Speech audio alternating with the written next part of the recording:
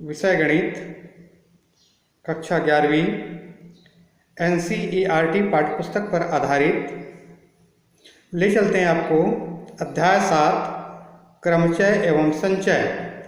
हमने इसके पूर्व क्रमचय के बारे में हमने अध्ययन कर लिया है। क्रमचय के बाद अगला आपका आता है कि संचय। संचय क्या है, इसकी परिभाषा एवं उसका निर्देशी उदाहरण। जैसे क्रमचय, संचय क्या है, इसके अंतर्गत जैसे आपको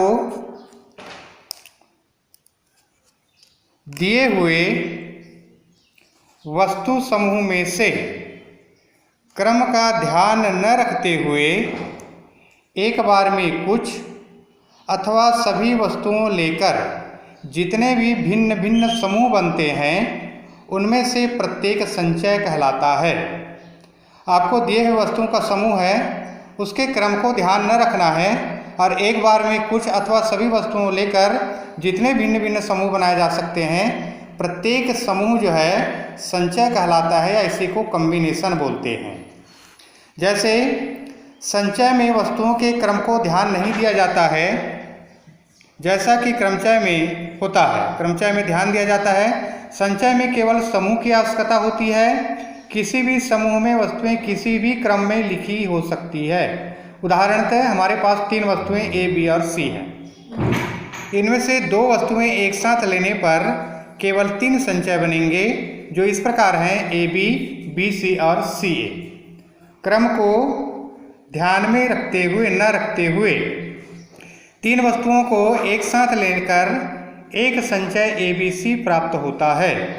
पुनः यदि हमारे पास 4 वस्तुएं A, B, C और D है, तो इनमें से 2 वस्तुओं को एक बार में लेकर बने संचय की संख्या 6 है, जो निम्न प्रकार है।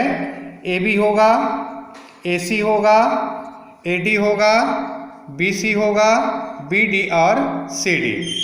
तथा 3 वस्तुएं एक बार में लेकर बने संचयों की संख्या 4 होगी। ABC, ABD, ACD, BCD। इस प्रत्यय 4 वस्तुओं को एक साथ लेकर केवल एक संचय ABCD प्राप्त होता है। ये संचय की परिभाषा हुआ। अब आपको संचय की संख्या ज्ञात करना है। Find the number of combination. दी हुई n असमान वस्तुओं में से n असमान वस्तु है, इनमें से एक बार में कोई r वस्तुएं चुने जाने पर बने संचयों की संख्या ज्ञात करना है। माना कि अभिष्ट संचयों की संख्या x है। प्रत्येक समूह में r वस्तुएं हैं। इनमें से एक समूह लीजिए। इस समूह से क्रमचय r प्राप्त होंगे, क्योंकि r वस्तुओं को फैक्टोरियल r भिन्न प्रकार से रख सकते हैं। इसी प्रकार x समूहों में से फैक्टोरियल r क्रमचय बनेंगे, अतः कुल क्रमचय की संख्या x इंटू फैक्टोरियल r। अतः n वस्तुओं में से एक बार में r वस्तुओं लेने पर बने क्रमचय की संख्या होता है npr।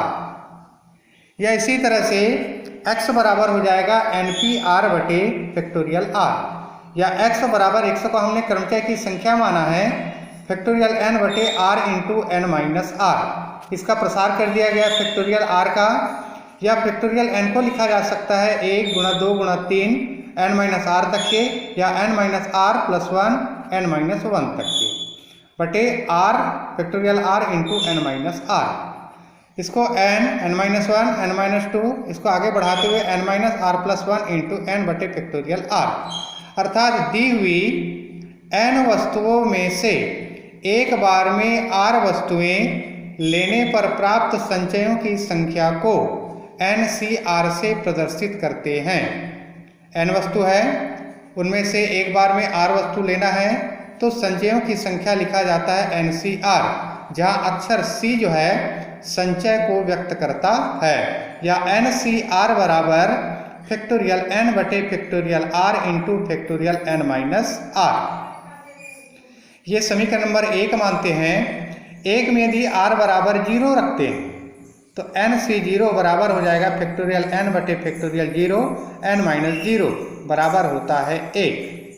या NC0 का मान 1।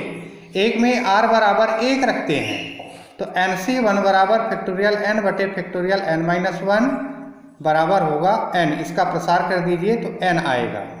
समीकरण नंबर 1 में r बराबर n रखते हैं तो NC n बराबर फैक्टोरियल n बटे factorial n into n minus n बराबर होता है 1। ये 3 चीज़ याद रखना है। NC0 बराबर भी 1, NC1 बराबर n और NCn बराबर 1। अब क्रमचय और संचय के बीच संबंध, relations between permutation and combinations. हम जानते हैं कि NPR बराबर फैक्टोरियल n बटे n माइनस r और NCR बराबर फैक्टोरियल n बटे factorial r into n minus r। तो NPR बराबर होता है R into NCR, R into NCR। यही क्रमचय और संचय में अभिष्ट संबंध है। अब पूरक संचय, दी हुई n वस्तुओं में से एक बार में r वस्तुएं लेने पर, n वस्तु है और एक बार में केवल r वस्तु लेना है।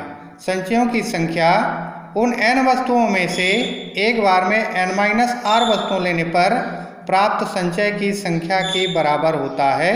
तो NCR बराबर होता है NCn-r, NCn-r।